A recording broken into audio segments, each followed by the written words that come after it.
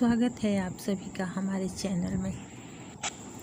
आइए आपको एक कहानी सुनाती हूँ। शायद यह कहानी सुन के आपकी आंखें भर जाए, क्योंकि इस कहानी में एक माँ ने अपने बेटे से अजीबोगरीब अपने एक आखिरी इच्छा की फरियाद की है।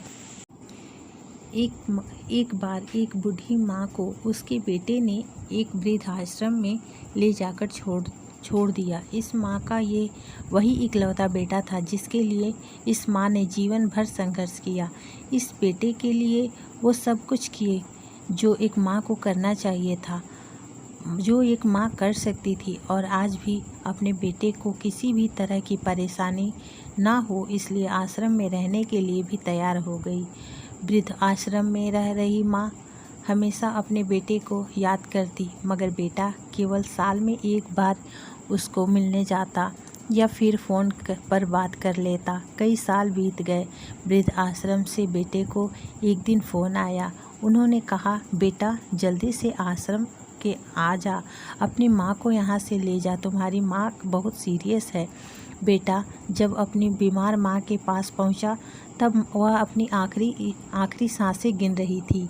बेटे ने अपनी माँ से उसकी आखिरी इच्छा पूछते हुए कहा, माँ मैं तुम्हारे लिए क्या कर सकता हूँ, बताओ। माँ ने कहा, बेटा इस आश्रम में गर्मी और मच्छर बहुत ज़्यादा है, यहाँ पर कुछ पंखे लगवा देना।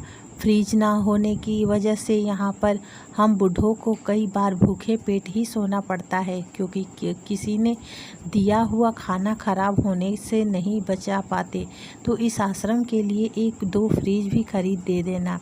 बेटे ने अपनी माँ की सारी बात सुनी और अपनी माँ से पूछा, माँ आपने इतने साल यहाँ पर निकाल दिए, पर आपने कभी भी यह बातें मुझसे नहीं कही।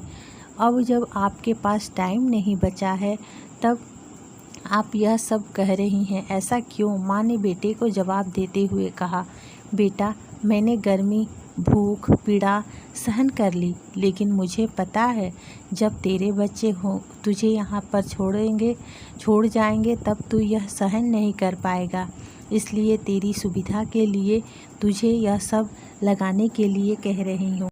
माँ खुद नहीं सोई, हमें सुलाया, हर कहानी और किस्सों से हमें हंसाया, हर मुश्किल और परेशानी को गले से लगाया और हमें दुनिया में सब कुछ अलग तरीके से जीना सिखाया। खुद से पहले मुझे खाना खिलाती थी वो माँ थी, मेरे कुछ न कहने पर भी सब समझ जाती थी वो माँ थी।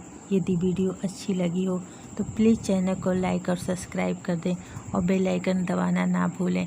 ऐसी ही अगली वीडियो पाने के लिए हमारे चैनल से जुड़े रहें। तब तक के लिए धन्यवाद।